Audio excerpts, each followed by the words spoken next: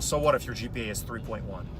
So what if your GPA is 2.75? You'd be a great provider. People love you. People connect with you well. You have such great people skills. You have so much experience. Why wouldn't a PA school just take a chance on you?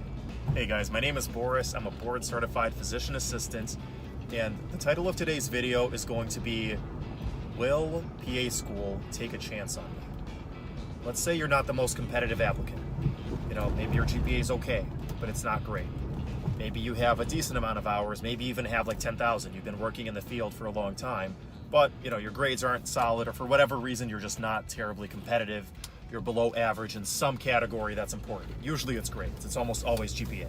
You know, just being perfectly honest, it's almost always that. So what if a lot of things are in check? What if you're a good person, good, solid person with a lot of experience? People tell you your whole life, you know, you would be a great provider, you'd be a great PA. You know, they'd be stupid not to let you in, not to take a chance on you.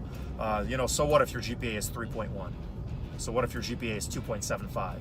You know, you'd be a great provider. People love you. People connect with you well. You have such great people skills. You know, you have so much experience as an EMT or a paramedic. You know, why couldn't you be a PA working in the emergency department? You know, you have so much experience. You probably have more knowledge than a lot of PAs that do work in emergency medicine. You know, why wouldn't a PA school just take a chance on you? Not to be a Debbie Downer, but let me answer that question very thoroughly. Why exactly a school may not take a chance on you, okay? If you happen to have low grades. Here's why. The very, very simple, oversimplified, easy response to that is PA school's hard. I wish it was, you know, more complicated than that, but it's because PA school is hard. It's because the curriculum is insane. It's like, it's cruel. It's so hard that it shouldn't be. Like, you shouldn't be able to put people through that. It's that hard. You know, the smartest people, the best students, like their whole life, 4.0 students, high school, 4.0 students, college, fantastic at studying, fantastic at learning huge amounts of information very quickly and then regurgitating them on a test. Fantastic on test scores, great GREs, great SATs, great ACTs, you know, top of their class their whole life. These people still struggle. The smartest people you know, think about the nerdiest, smartest person in your high school class, in your college class.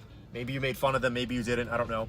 But imagine that person just having a very tough time and constantly feeling like they're behind for 2 whole years.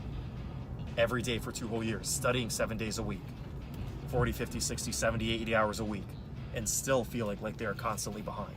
That's how hard it is, okay? It's not a joke. It's an insane amount of information.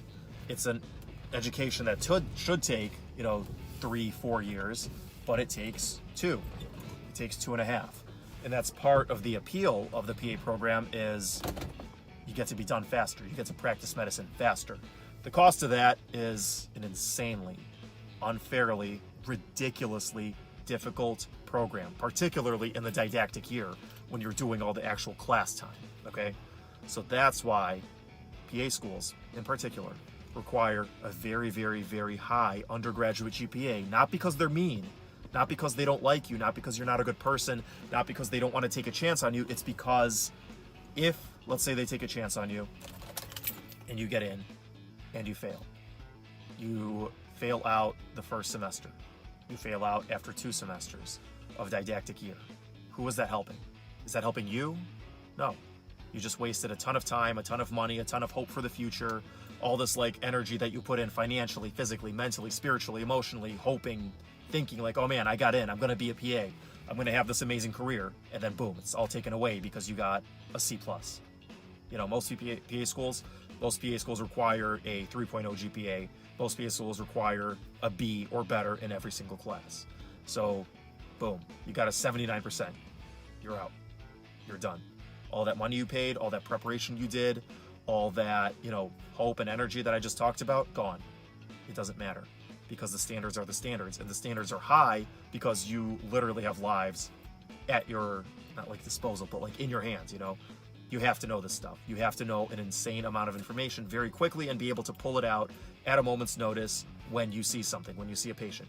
So medicine's not a joke, and neither is PA school because Medicine's not a joke, so hence PA school's not a joke. It's very serious, and they have to have extreme confidence in your ability to get through the school academically.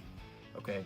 So that's why, unfortunately, it's not about you being a good person. It's not about you having potential. It's about hard numbers, hard facts. Is your GPA? Have you shown a consistent ability to take lots of classes, a full schedule of hard upper-level bio and chem courses at the same time, not one here, two there, part-time, no, full-time, 4 or 5 classes at a time, 16 or 20 credits for a couple of semesters at least, and get a very high GPA. Because college, compared to PA school, is a joke. My post-bac at Cornell University, taking 20 credits, at a time with a bunch of ridiculously smart kids, that was a joke compared to PA school. Okay, that's a lie. No, I think I studied more in post-bac, but that's because I cared about my GPA. In PA school, GPA doesn't matter, so I think that's why I studied harder in post-bac than I did in PA school. But still, PA school, I felt like I was constantly behind, like I just told you. So that's why perhaps it's not about you. It's not about PA schools not wanting to take a chance on you or being mean. It's because they have to have extreme confidence in your academic abilities to get through the program. Because if you don't, that hurts you first and foremost. It hurts the person that they could have let in that might have had a better chance at getting through the program. It hurts them because there's so limited spots, and we need providers. There's a provider shortage. So anybody that has a high level of confidence that could get through the program should be in that. The PA schools should give that person the spot and not take a chance on someone who has a lower likelihood of getting through the program, And it also hurts the school because their stats go down. They, maybe get less funding, whatever the case may be. It's not good for them if you don't get through the program. And also, it hurts your potential patients because let's say you do get in, and you're someone who maybe should not have gotten in. You're below standard for some reason. And somehow you get through. I don't know if you end up cheating. I don't know if you end up, abusing stimulants like Adderall. I don't know. For some reason, you get through the program some way, somehow, and you shouldn't have been in there in the first place. Then your patients suffer. Because you just are not the kind of person that is able to handle these things, and not everybody can, okay? It's not fair, it's totally unfair, but not everybody can handle this kind of schooling and this kind of work. It's not for everybody, unfortunately. So it's, again, I'm gonna say this for like a 9th time, I'm a broken record, I'm sorry, but the main thesis of this video is it's not PA schools or medicine being mean and not taking a chance on you because you might be a very, very good person. It's just that they have to have a very, very high amount of confidence in your academic abilities. And there is really no getting away from that. How do you reverse that? How do you prove, even if you haven't had a good GPA, how do you reverse that and prove to PA schools or medical schools or whoever that you can study, that you are good academically? Watch this video right here, how to fix a bad GPA.